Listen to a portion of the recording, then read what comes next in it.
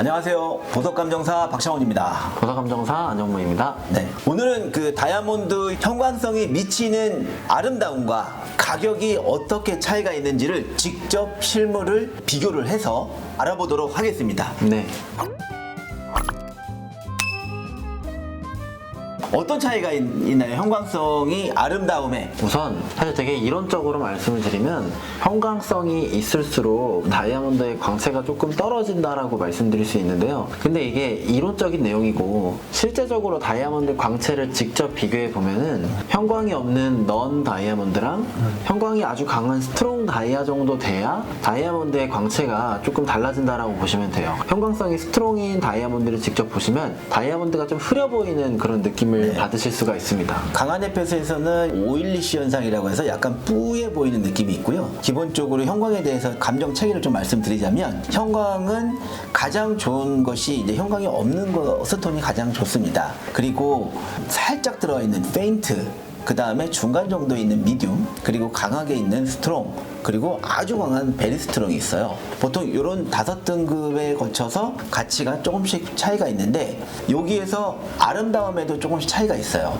근데 스트롱이나 베리 스트롱 같은 경우는 안현무 감정사 말씀했던 것처럼 조금 뿌예 보이는 느낌이 있어서 다이아몬드가 쨍한 이런 아름다움에 미치는 영향이 있어요. 그런 영향이 있기 때문에 그런 것들은 사실 피하는 것이 좋고, 오히려 그냥 넌만을 전 세계에서 그냥 무작정 선호하기 때문에 오히려 그것은 가치가 높은데 페인트나 미디움 같은 경우는 가치가 한 20% 30%씩 막 뚝뚝 떨어져요. 그런데 이거는 아름다움에 사실 미치는 영향은 거의 이건 찾아볼 수가 없어요.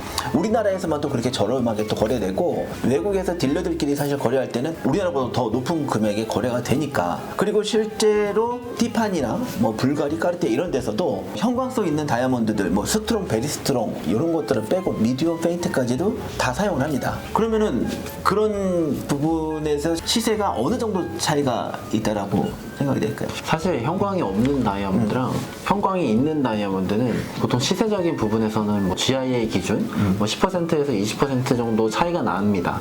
근데 이제 방금 말씀해 주셨다시피 실무적으로 봤을 때 이 형광 차이에 따른 그 다이아몬드 광채는 넌, 페인트, 이 미디움까지는 거의 별로 차이가 안 난다고 봐야 되기 때문에 어떻게 봐서는 되게 가성비 있다. 가성비 있어요. 네, 가성비 있다라고 또 얘기를 할 수가 있을 것 같아요. 네. 그래서 뭔가 무작정 형광이 넌인 다이아몬드만 고집할 게 아니라 실제로 다이아몬드가 넌도 있고 페인트도 있고 미디움도 있는 다이아몬드를 다량 보유하고 있는 곳에서 직접 이렇게 눈으로 확인하면서 선택을 하시면 조금 더 똑똑한 거래를 하실 수 있지 않을까 그런 생각이 듭니다. 이 형광이라는 것이 어떤 어두웠을 때 어떤 UV를 비쳤을 때 파랗게 빛을 발하는 거잖아요.